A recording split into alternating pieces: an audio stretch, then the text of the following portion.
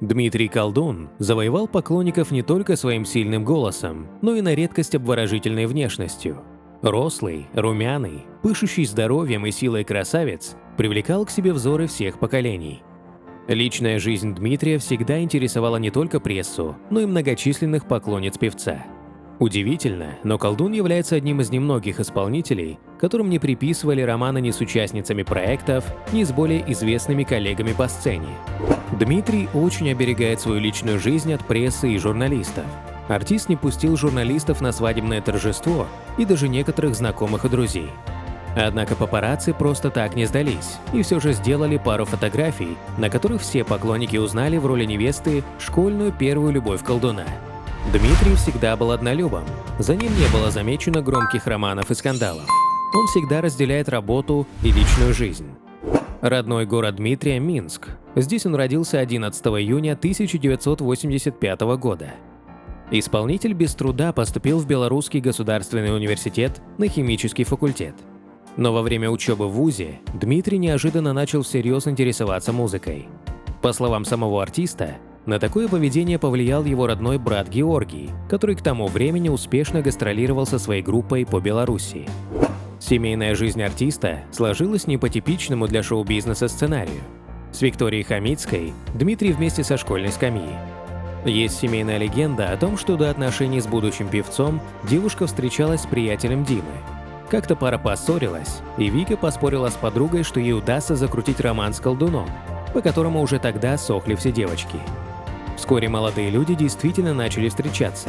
Некоторое время колдун не знал ничего о паре, но когда отношения стали серьезными, Виктория во всем созналась. Влюбленные только посмеялись над детским спором Виктории и не стали из этого делать проблему. В 2012 году, когда карьера колдуна была на взлете после участия в «Фабрике звезд» и Евровидении, когда его преследовали толпы фанаток, певец сделал давней возлюбленной предложение руки и сердца и женился на ней. Свадьба состоялась в январе 2012 года, а зимой 2013 года супруга подарила певцу сына, которого назвали Яном. Еще через 3 года, в апреле 2016 года, в семье родилась дочь. Девочку назвали Алисой. В 2022 году Дмитрий и Виктория отметили 10-летнюю годовщину свадьбы. 8 октября отмечаем 20 лет с тех пор, как я впервые проводил Вику до подъезда. Это большой срок. Как наши отношения изменились, сложно сказать. Особо не следил за этим. Мы по-прежнему рады друг друга видеть, и это немало. Все точно так же, как и было раньше, за исключением того, что мы стали умнее, взрослее, мудрее и более внимательными друг к другу, резюмировал Дмитрий в одном из интервью в 2022 году. Конечно, такой большой срок – это достижение двух людей. Работа певца полна разных соблазнов, полна красивых девушек вокруг. Но такая работа, такая судьба.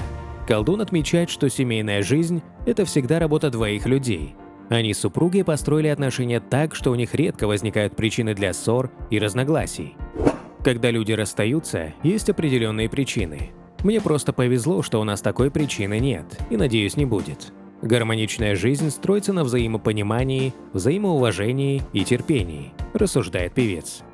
Однако за годы их совместной жизни было всякое. В том числе они, сильно поссорившись, разъезжались на некоторое время. Это было в 2007 году, когда Дмитрий Колдун ездил на Евровидение от Беларуси. Было очень нервное время, большая ответственность. Дмитрий конфликтовал с продюсерами Дробышем и Киркоровым. А тут еще с Викой разругались так, что решили разъехаться, и это продолжалось примерно полгода. Инициатором примирения стал Дмитрий, который пригласил Вику в кафе, и в итоге они там прилично выпили и помирились. Дмитрий часто занят, пропадает на работе, поэтому основные обязанности по воспитанию детей лежат на плечах Виктории. Отец семейства всячески отлынивает от помощи с уроками, шутит, что свои домашние задания он уже выполнил и больше не хочет. Дмитрий не может быть слишком строгим с детьми. Себя он называет крайне дотошным родителем. Если ему нужно повлиять на сына или дочь, то в силу вступают санкции. Он может забрать любимую игрушку или дать детям сладости. Наследники знают, что Дмитрий публичный человек, но никакого волшебства они в этом не видят. В их глазах Дмитрий не отличается от тех известных блогеров и артистов, которых они наблюдают на различных интернет-площадках. Тем более сейчас сложно понять, кто знаменитость, а кто нет. Но для них Дмитрий Колдун не артист, а в первую очередь отец. Сын Ян увлекается шахматами. Дмитрий с ним часто играет, причем Колдуну-младшему порой удается его обыграть. Также певец пытается научить Яна играть на гитаре, и уже есть определенные подвижки. А дочь – натура более творческая, она все время поет и танцует. Иногда они поют дуэтом. А еще Алиса обожает привлекать Дмитрия в пару во время танцев. Семья Колдунов живет вблизи Минска, в Ждановичах, недалеко от заказника Лебяжий. Хотя в Москве у Дмитрия тоже есть недвижимость. Родные просторы помогают исполнителю писать музыку, но он признается, что в столице России ему куда проще уладить технические нюансы. Певец считает себя интровертом и любит одиночество. Ему не нравятся светские тусовки, и он не желает их посещать. Музыкант считает, что в его окружении нет настолько близких друзей, которым бы он мог рассказать о своих проблемах. Родители колдуна расстались много лет назад, когда ему было около 7 лет. Именно поэтому исполнитель привык сам справляться со всеми проблемами, несмотря на волнение близких. Вывести из психического равновесия артиста сложно, но если он уже вышел из себя, то берегитесь. Тогда Дмитрий становится холериком, причем холериком необузданным, а так его образ близок к тому, что могут увидеть близкие вне сцены. Колдун любит гонять на внедорожниках и квадроциклах. Если есть возможность испытать какие-то новые ощущения, он с удовольствием соглашается. Дмитрий попробовал себя и в роли второго пилота. Он летал на спортивном самолете и управлял им. Что касается рафтинга, в Беларуси сплавляться особо негде. Но в Казахстане певец попробовал и такой активный отдых. Исполнитель любит бывать на природе, ходить в походы к рекам и озерам. Отличную физическую форму поддерживает в домашнем спортзале, где занимается на брусьях, турнике и с гантелями, а также ходит в бассейн.